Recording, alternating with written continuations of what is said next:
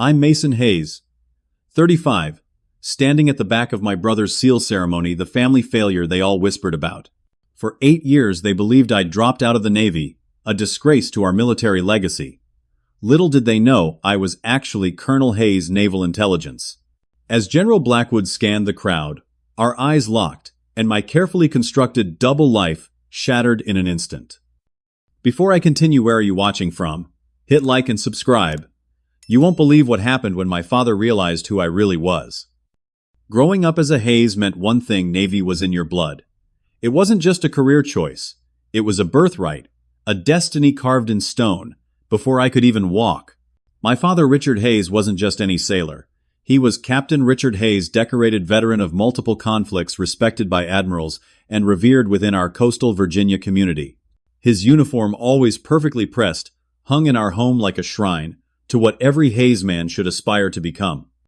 My mother, Diane, was the dutiful military wife who had perfected the art of moving households every few years and maintaining the family's reputation.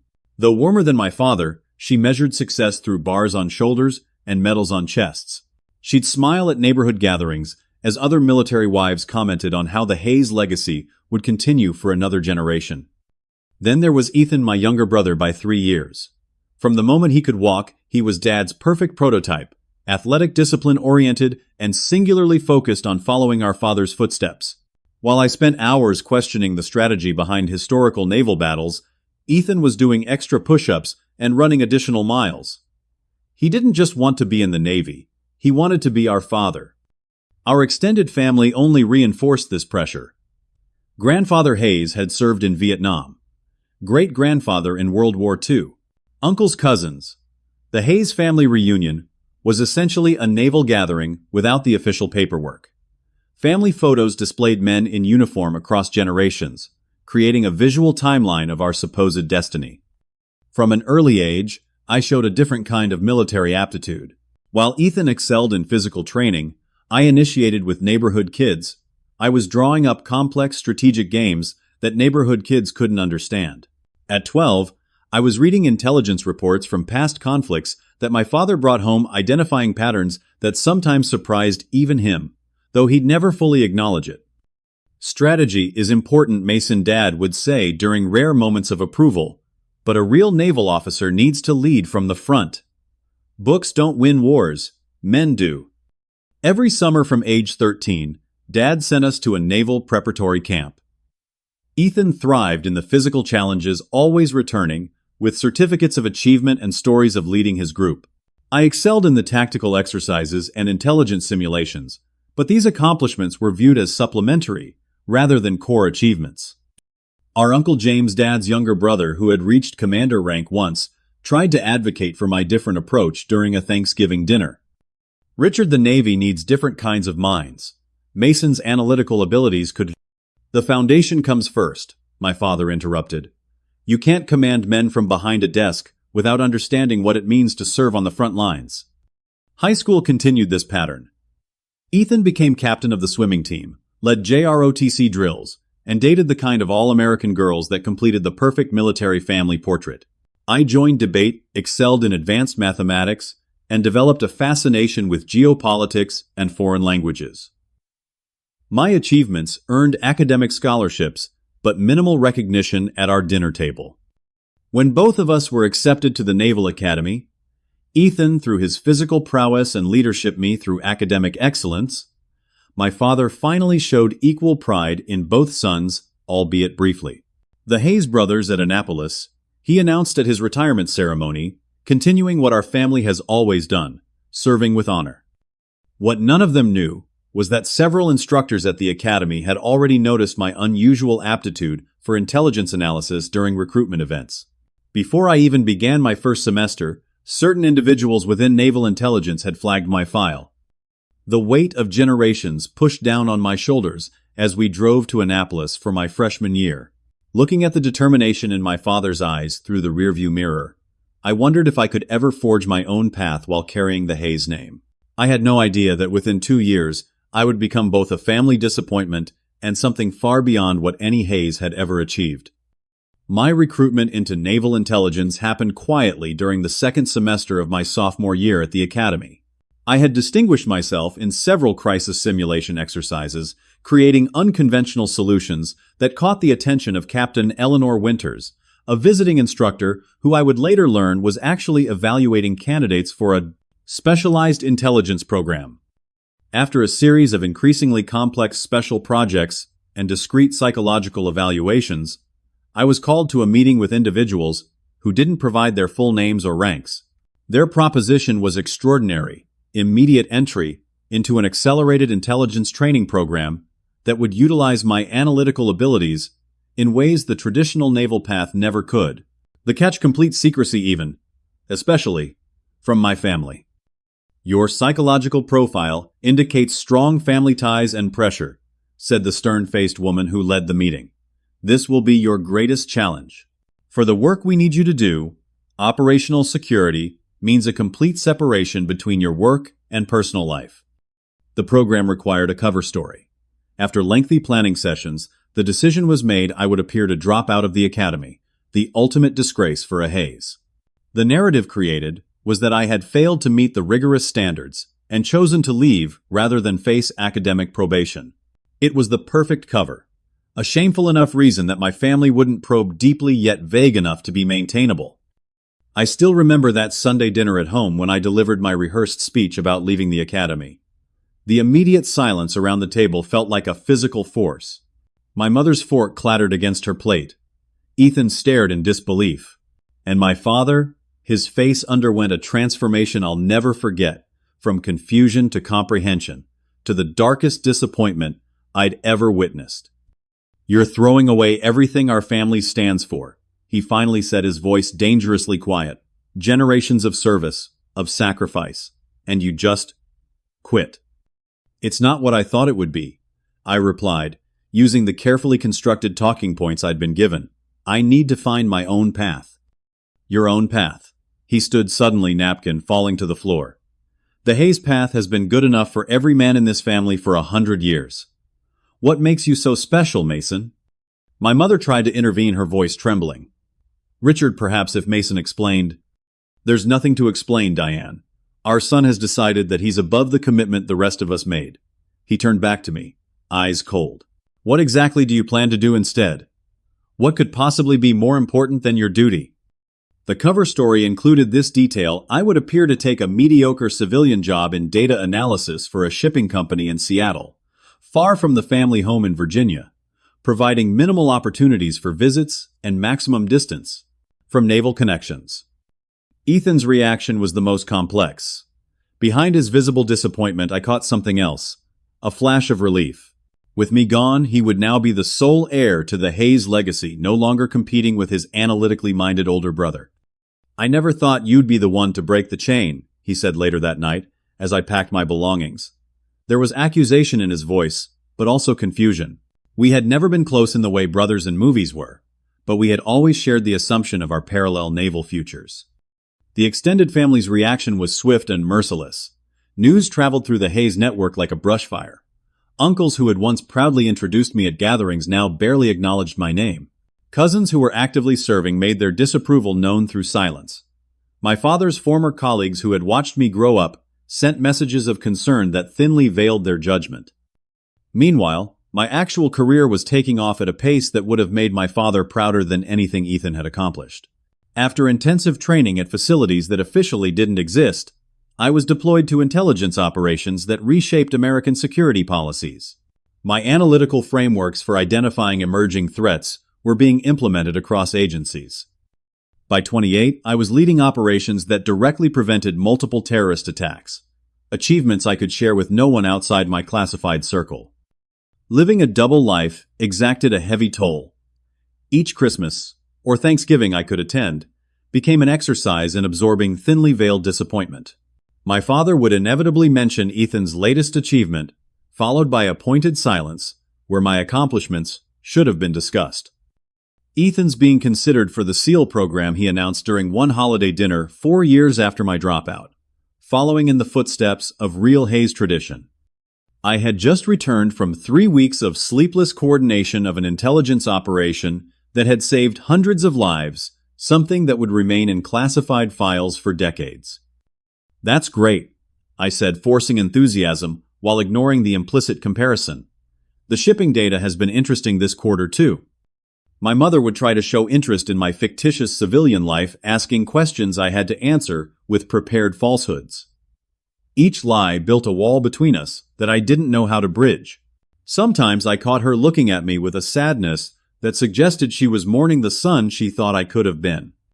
I built a separate support network within the intelligence community, other operatives who understood the peculiar burden of living behind cover stories. We celebrated promotions in secure facilities instead of with family. My closest friend became Daniel Morgan, another intelligence officer who had maintained a decade-long cover as a struggling writer. The hardest part isn't the danger, he told me during a rare moment of downtime between operations. It's watching the people you love believe a lie about who you are and knowing it's necessary. I dated occasionally, but relationships inevitably faltered against the wall of secrecy my life required. How could I bring someone home to a family that believed I was a failure? How could I explain frequent, unexplained absences for classified work? It seemed easier to focus on the mission and accept solitude as part of the sacrifice. Meanwhile, with each year, the family narrative about me calcified. I was the cautionary tale, the example of potential squandered. The haze who couldn't cut it. This narrative was so deeply established that no one questioned it anymore, which made my cover perfect and my isolation complete. 8 years passed with minimal contact with my family. Occasional phone calls with my mother, even rarer conversations with my father, and holiday visits I dreaded for months in advance. Each interaction reinforced the false narrative of my life, the mid-level data analyst for a shipping company living a mediocre existence in Seattle, far from the glory of the Hayes naval legacy. Meanwhile, my actual career had accelerated at a pace that would have been unimaginable even to the most ambitious Hayes ancestors. By 30, I had been promoted to commander after leading a multi-agency intelligence operation that dismantled a sophisticated nuclear materials smuggling network.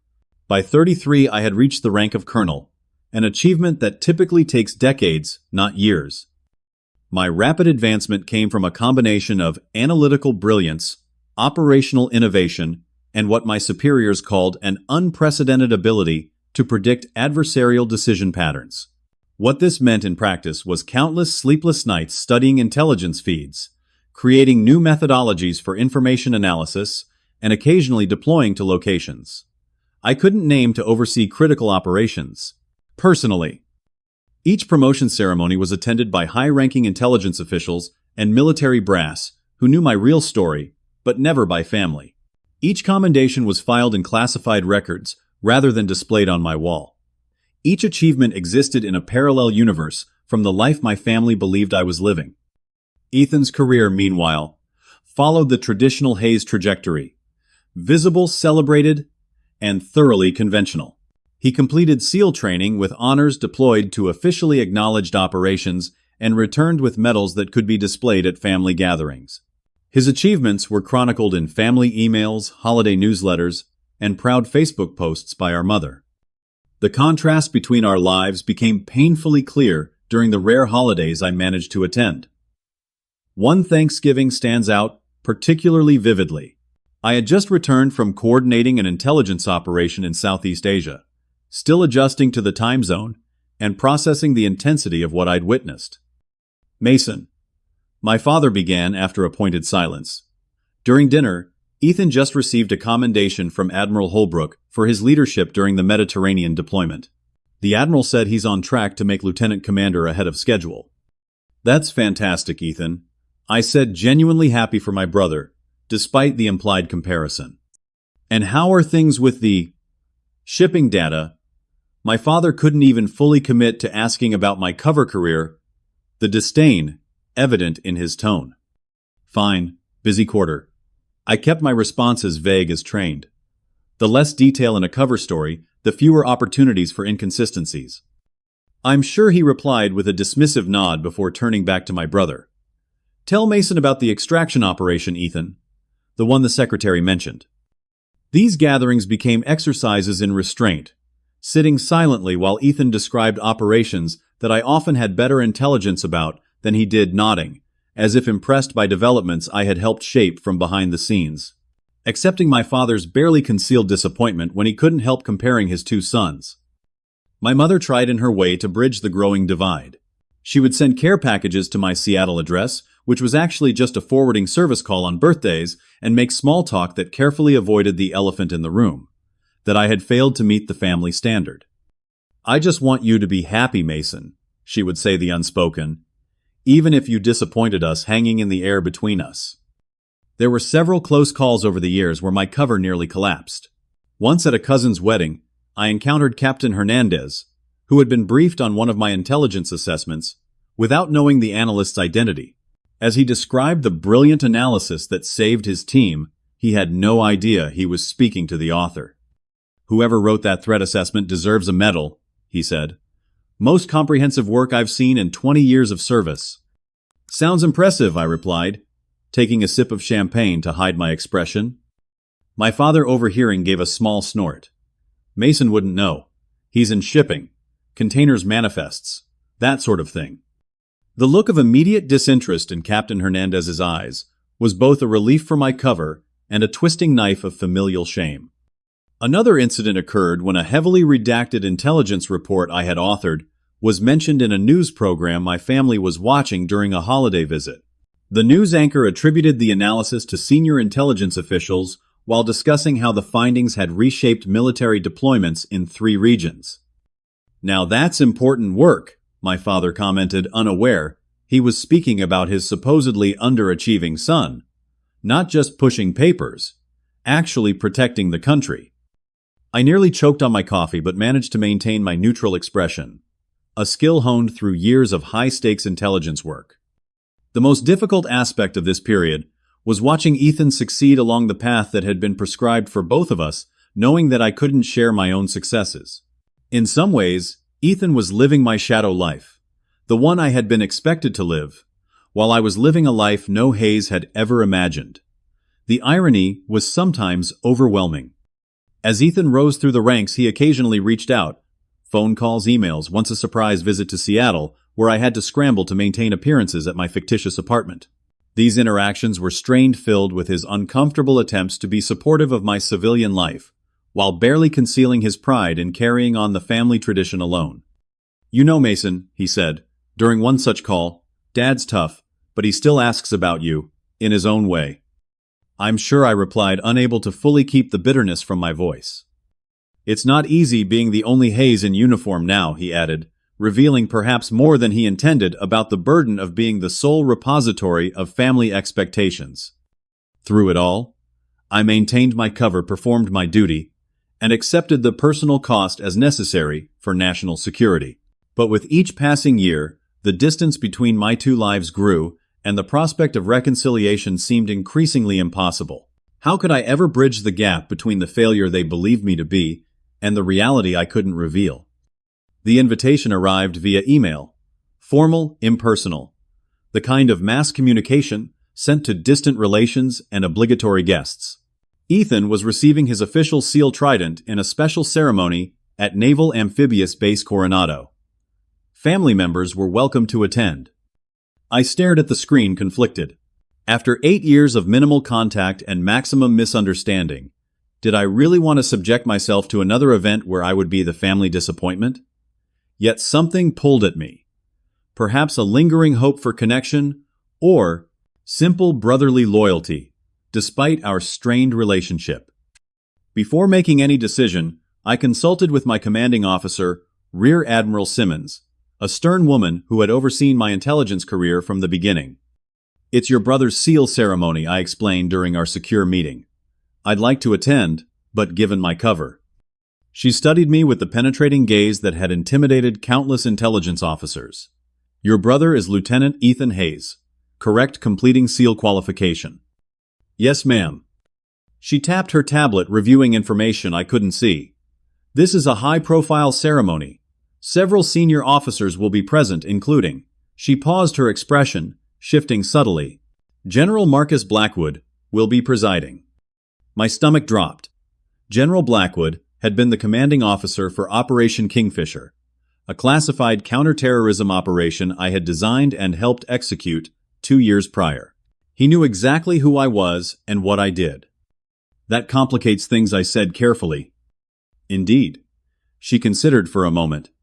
Nevertheless, family obligations are important for cover maintenance. You have approval to attend Colonel Hayes, but maintain your established identity at all costs.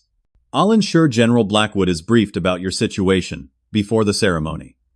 Thank you, ma'am. The journey home to Virginia the following week gave me ample time to prepare mentally.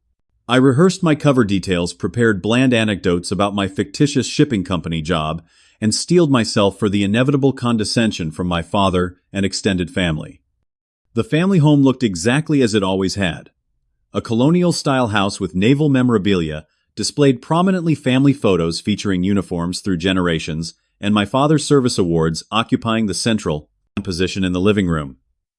Walking through the front door felt like stepping back in time into the weight of expectations I had seemingly failed to meet. My mother answered the door, her face lighting up, despite the tension that immediately followed. "Mason, you made it." She embraced me, holding on a moment longer than necessary, as if afraid I might disappear again. "Hi, Mom." I returned her hug, genuine affection breaking through my carefully maintained distance. My father appeared behind her, his posture military straight, despite being years into retirement.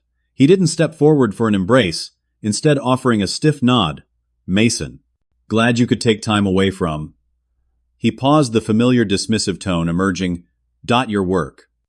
"I wouldn't miss Ethan's ceremony," I replied evenly, stepping inside. The evening proceeded with uncomfortable small talk and pointed questions about my career progress that I deflected with practiced vagueness. My mother tried to maintain peace-steering conversations toward neutral topics whenever possible. Ethan arrived late that evening, having been granted brief leave before his ceremony. His entrance changed the energy immediately. My father straightened, pride evident in every line of his face, while my mother fussed over him like he was shipping out to war rather than attending a ceremonial event. When Ethan saw me, his reaction was complex. Surprise, genuine pleasure, and a hint of something like guilt. "Mason, you actually came." He gave me a quick, somewhat awkward hug. "Didn't think you'd make it across the country for this." "It's important," I said simply. Later that night, Ethan found me on the back porch, where I'd retreated from another of my father's subtle digs about real service versus civilian life.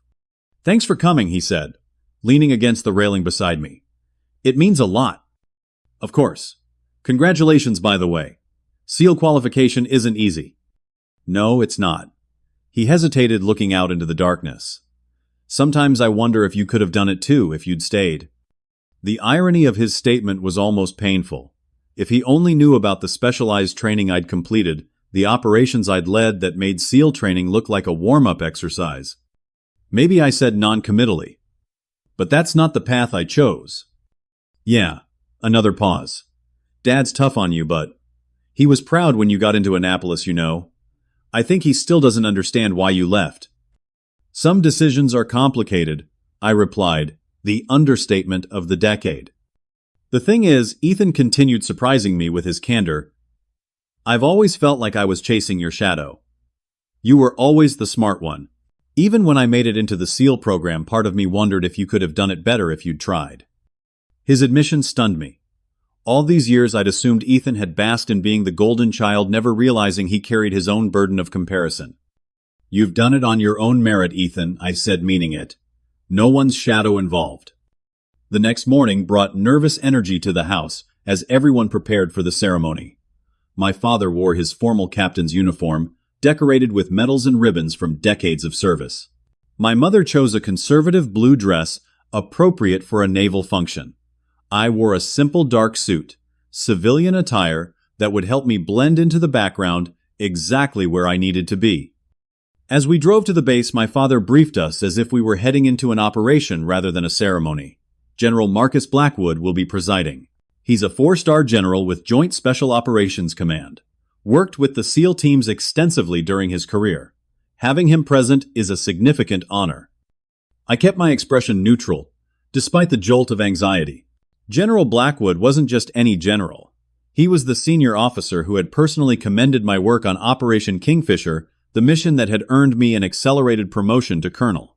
Despite Admiral Simmons' assurance that he would be briefed about my cover, the prospect of encountering him in front of my family sent a wave of unease through me. Upon arriving at the Naval Amphibious Base, I deliberately lagged behind my parents, scanning the gathering crowd of military families and officials. The ceremony would be held outdoors with rows of chairs facing a stage draped with naval flags and insignia. The sight of uniforms everywhere, from fresh-faced ensigns to decorated admirals, created a stark reminder of the path my family believed I had abandoned. "You should sit with us up front," my mother said, turning to include me. "We have reserved seating as immediate family." "I'll sit toward the back," I replied quickly. Better view of the whole ceremony. It was a thin excuse, but I needed distance, both from my family and from the high-ranking officers who might recognize me. My father didn't protest. In fact, he seemed relieved. "Suit yourself. We'll be in the third row." As they moved toward their seats, I noticed General Blackwood arriving with his staff distinctive in his formal uniform, with 4 stars prominent on his shoulders. My training kicked in automatically. I turned slightly away, adjusting my posture to appear less military, adopting the slightly slumped stance of a civilian rather than the rigid bearing that had been drilled into me. Finding a seat in the back row, I prepared for what would either be an uneventful ceremony or the collapse of 8 years of careful deception. The Naval Amphibious Base Coronado gleamed under the California Sun American flag snapping in the ocean breeze. Rows of white chairs faced a stage adorned with the Navy's ceremonial trappings. The eagle anchor and trident of Naval Special Warfare Command displayed prominently. Military precision was evident in every detail, from the perfectly aligned chairs to the meticulously positioned podium. Family members of the SEAL candidates filled the seats, civilian clothing standing out amidst the sea of dress uniforms. I recognized several Hayes relatives, uncles, cousins, family friends connected to the naval community. They nodded politely when they spotted me, but didn't approach. The family disgrace was acknowledged, but not engaged with, policy established years ago.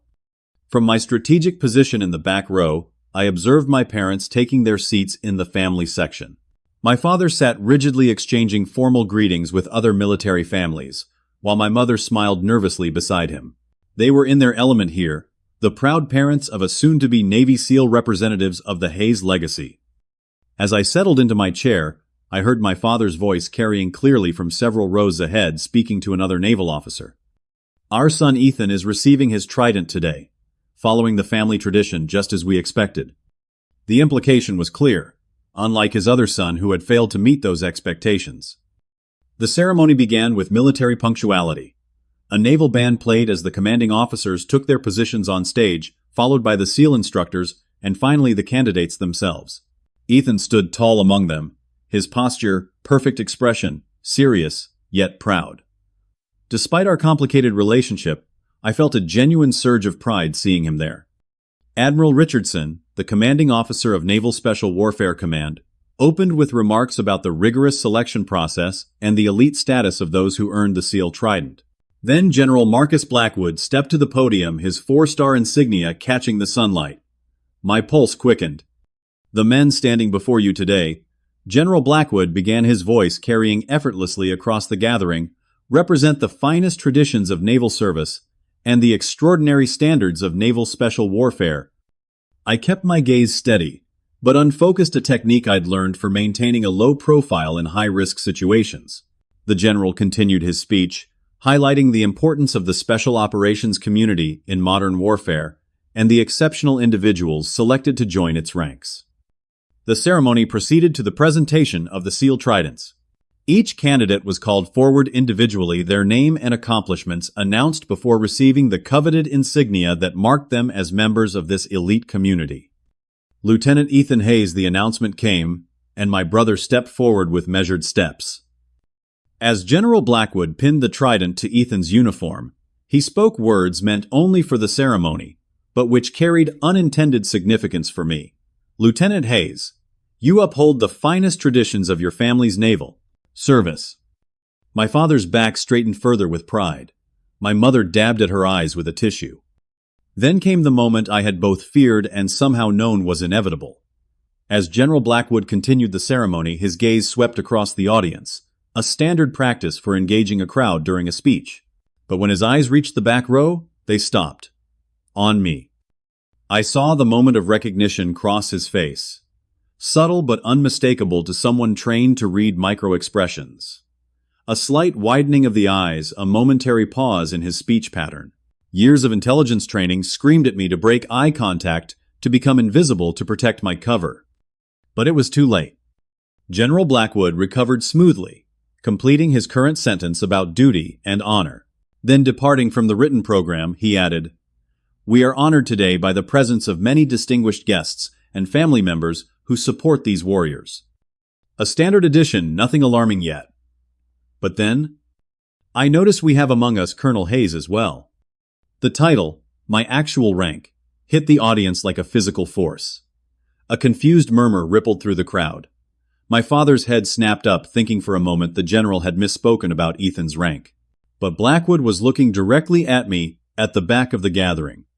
Colonel Mason Hayes. He continued, his voice, carrying clear authority. Would you stand and be recognized? Every intelligence instinct screamed, to maintain cover, to disappear, to create some plausible explanation. But years of military discipline also taught respect for a direct request from a 4-star general. Almost automatically I rose to my feet. The crowd turned to look at me, faces confused, questioning. My father half stood, his expression transforming from confusion to shock as he realized the general was addressing me, his failure of a son, the civilian data analyst, as Colonel. Colonel Hayes's contributions to national security through naval intelligence have been exceptional. General Blackwood continued, either unaware of or deliberately ignoring the chaos he was creating. Though much of his work must remain classified, I can say that his analytical innovations have saved countless lives and redefined how we approach special operations intelligence. The audience had gone completely silent. My father was fully standing now, his face a mask of disbelief. My mother's hand was pressed to her mouth. Ethan, still on stage, looked as though someone had struck him. I had the privilege of working with Colonel Hayes on Operation Kingfisher, the general added, and can attest personally to his extraordinary service to this nation. Operation Kingfisher, a highly classified counterterrorism operation that had prevented a major attack on U.S. soil. The name meant nothing to most people present, but to those with the highest security clearances, it represented one of the most significant intelligence successes of the decade. The silence that followed was deafening. My father's jaw had literally dropped, his carefully maintained military bearing completely abandoned in shock. Other Hayes relatives were exchanging bewildered glances, trying to reconcile the family dropout with the officer being commended by a 4-star general. Thank you, Colonel, for your presence today. General Blackwood concluded, apparently satisfied with the bomb he had detonated in the middle of my family. And congratulations to all our new SEAL Trident recipients. As I slowly sat down, feeling the weight of every eye upon me, I realized that 8 years of careful deception had just collapsed in less than 30 seconds. My cover wasn't just blown. It had been obliterated by one of the highest-ranking officers in the military in front of my entire extended family. The ceremony continued mechanically, but no one was paying attention anymore. All eyes kept darting back to me, the supposed shipping company employee, who was apparently a colonel in naval intelligence. As the formal proceedings concluded, and people began to rise from their seats, I knew the real challenge was just beginning. The ceremony concluded with a blur of formalities, but I barely registered them. My mind was racing through protocols for compromised cover identities, assessing damage control options, and preparing for the inevitable confrontation. As the crowd began to disperse, forming congratulatory clusters around the new SEAL Trident recipients, my father made a direct line toward me, his face set in an expression I couldn't quite read, somewhere between fury and confusion. Before he reached me, however, an aide in dress uniform intercepted him with practiced efficiency. Captain Hayes, General Blackwood requests your family's presence in the command briefing room immediately. If you'll follow me, sir. My father hesitated, clearly torn between the need to confront me directly and the ingrained habit of responding to requests from superior officers. All of your family, sir, the aide clarified, glancing meaningfully in my direction, including Colonel Hayes. The title again, spoken in public, cementing the revelation. My father's jaw tightened, but he nodded sharply. Very well. Diane, he called to my mother, who was making her way toward us with a shell-shocked expression. We're needed in the briefing room. Ethan joined us, still in his formal uniform, with the newly pinned trident gleaming on his chest. His eyes met mine with a mixture of confusion, hurt, and something that might have been dawning respect. We followed the aide through the base in tense silence, the formal military setting a stark contrast to the family drama unfolding within it. The command briefing room was Spartan but impressive. A large table surrounded by chairs, naval insignia on the walls, and state-of-the-art communication equipment lining one side. General Blackwood was already waiting, along with a woman I recognized, with both relief and trepidation. Rear Admiral Simmons, my direct commanding officer. Her presence meant this breach of my cover had been authorized at the highest levels, though her tight expression suggested the authorization might have been last minute. Please sit down, General Blackwood gestured to the chairs. This conversation requires privacy. My father remained standing, military bearing fully reasserted. With all due respect, General, I believe I'm owed an explanation about my son. That's precisely why we're here, Captain Hayes, the general replied evenly. Please sit. This time my father complied, though the rigid set of his shoulders communicated his barely contained emotions. My mother sat beside him, her hands clasped tightly in her lap, while Ethan took the chair across from me, his expression guarded. Admiral Simmons spoke first, her tone clipped and professional.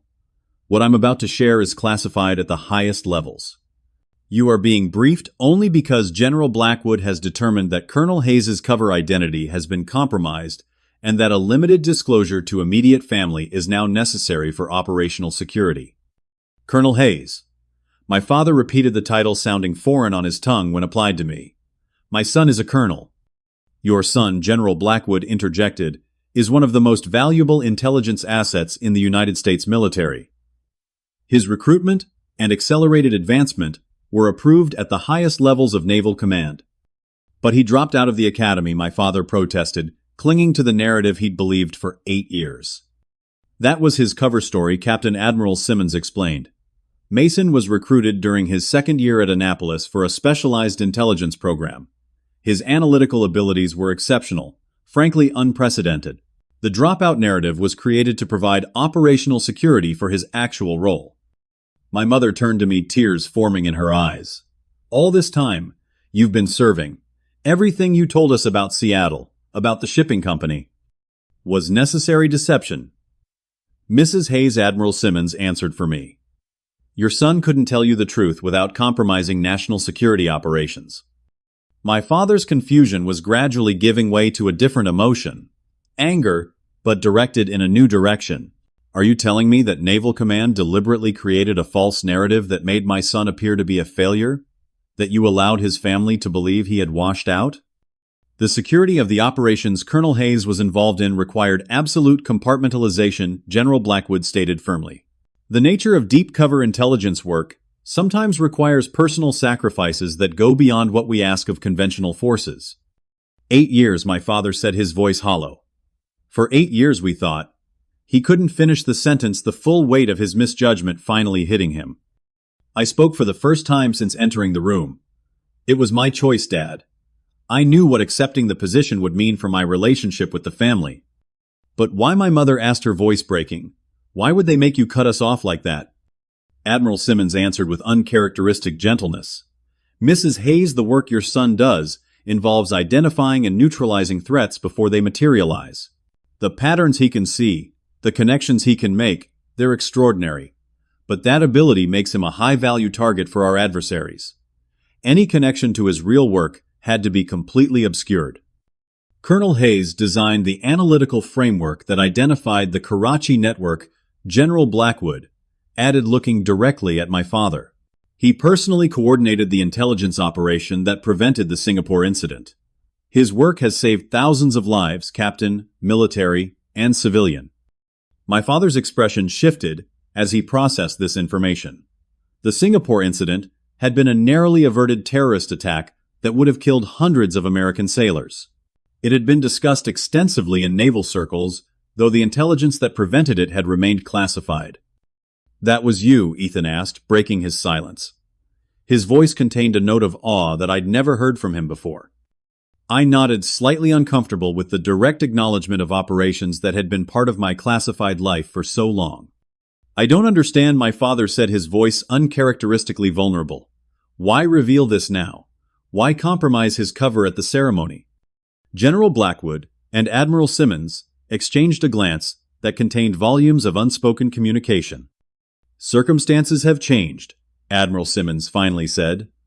"The operational structure Colonel Hayes has been working within is being reorganized.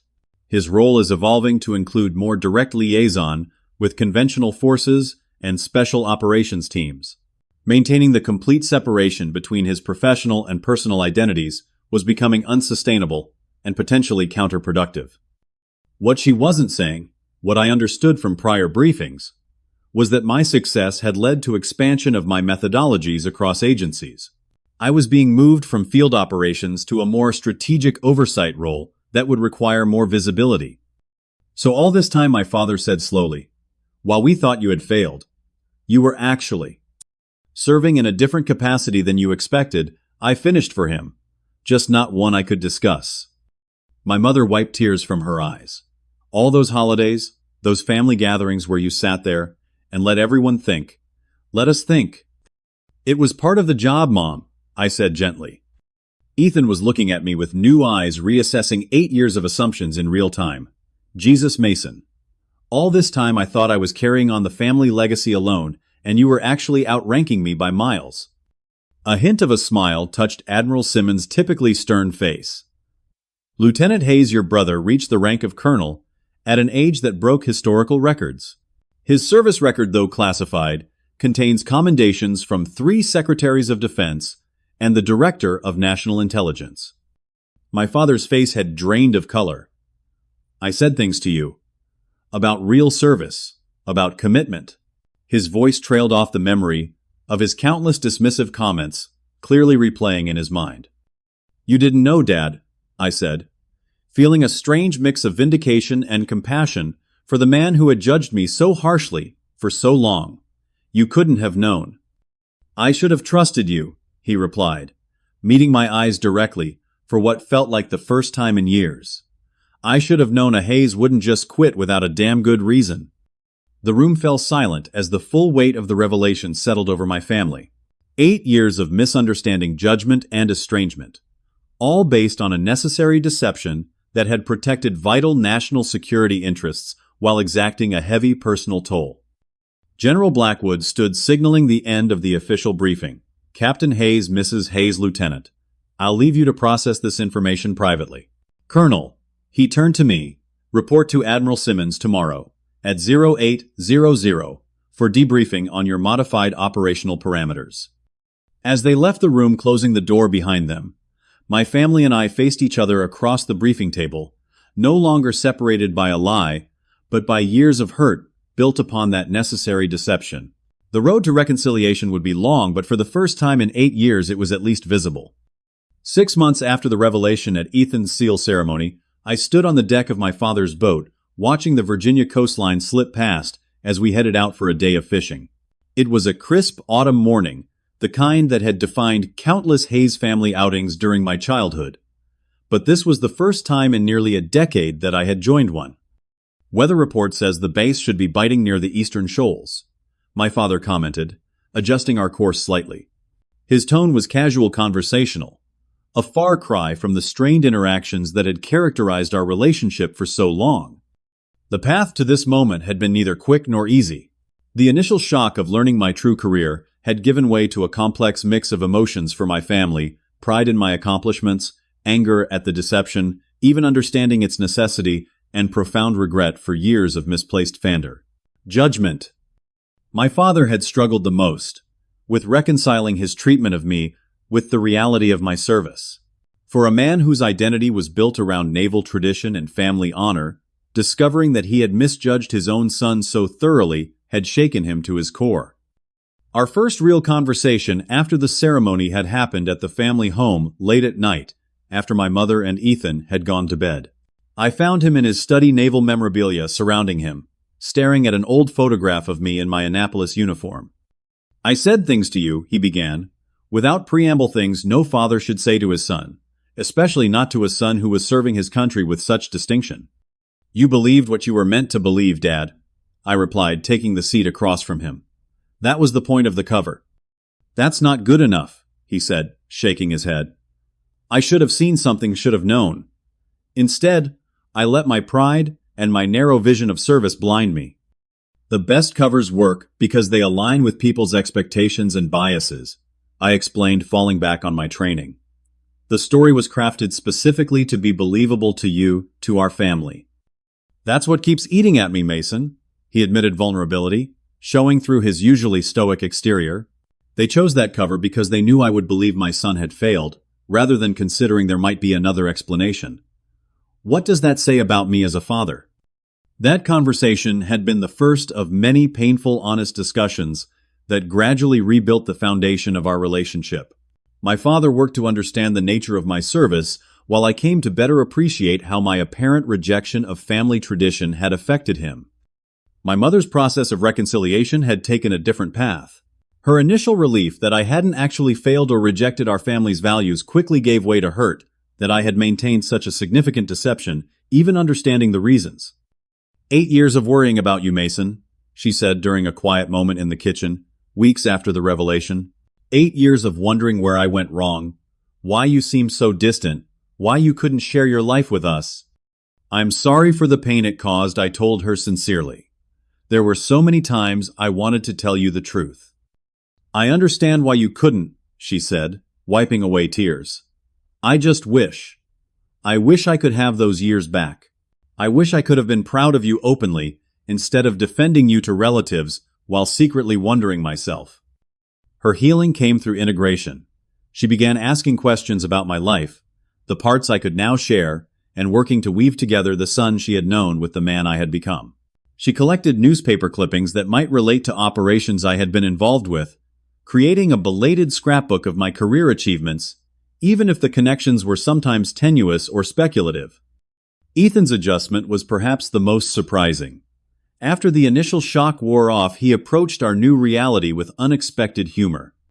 "So basically," he said, during one of our now regular phone calls while I was dragging my ass through mud training to become a SEAL, "you were already a colonel running intelligence operations from some secret bunker. That's just perfect." "Not exactly a bunker," I corrected him with a smile.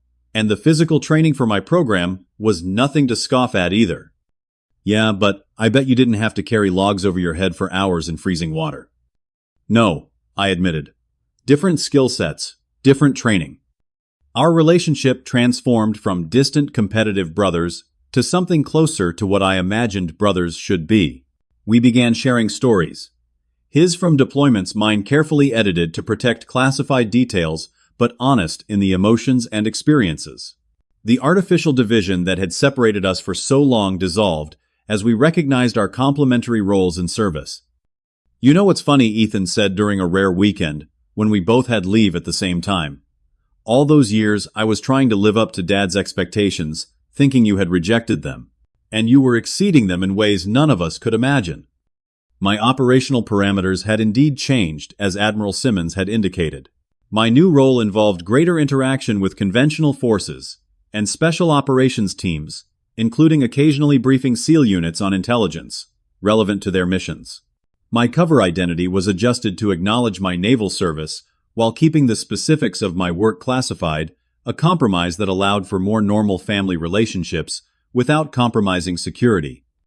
The most profound change, however, was internal. After years of compartmentalizing my life, of maintaining a false identity, even with those closest to me, I could finally integrate the different aspects of who I was.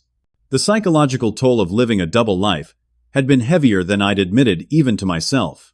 There was a freedom in being known even partially by my family that I hadn't experienced since accepting my role in naval intelligence. One evening, about 4 months after the revelation, my father called me into his study again.